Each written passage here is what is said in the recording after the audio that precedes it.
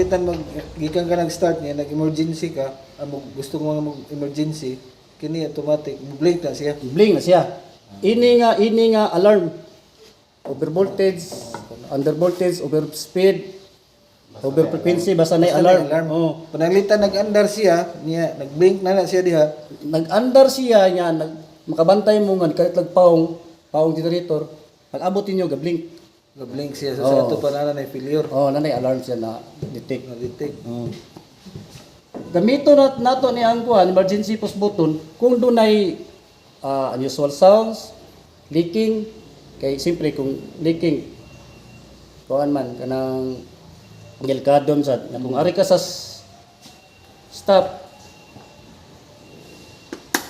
tingalig dili niya mo function magsigig andar atong ari na sa Dito na lang sa emergency. emergency.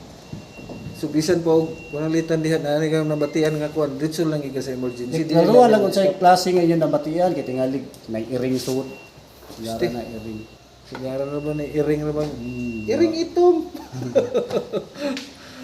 Di kaya nga to ba nga makaibaw ta pananglitan. Dito na lang tag emergency stop. Oo. Sa ang kuan lang, ang bantayanan gyud nato, labi na bago pang generator, ang kinira yung battery voltage gyud niya. Kanari. Kay kasagaran yun na ma-encounter, manawag sa mua, di mo andar ang generator, kay lubat ang battery. Kay nganong lubat ang battery, walay supply, guba battery, doag. Luag ang yung terminal. Terminal, oo. Sagaran likoy battery. Next sagaran gyud. Question sir, Kung ano ni na to, kanang pandar, atong kung anak kurinti dito, aron matestingan. pasudlan to dito. Oo. Di. Aron Sa mga isyo, kanang kuan sila. automatic ni nga mo handa. Ang mutudlo dito, kinsa sim tudlo mo transfer, mutudlo ikaw na. sila. Oh. Suman atong pandaron karon pasudlan. Oh, pasudlan. Saan mo load na ta?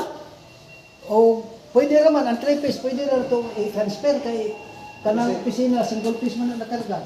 Kanang mga server ana.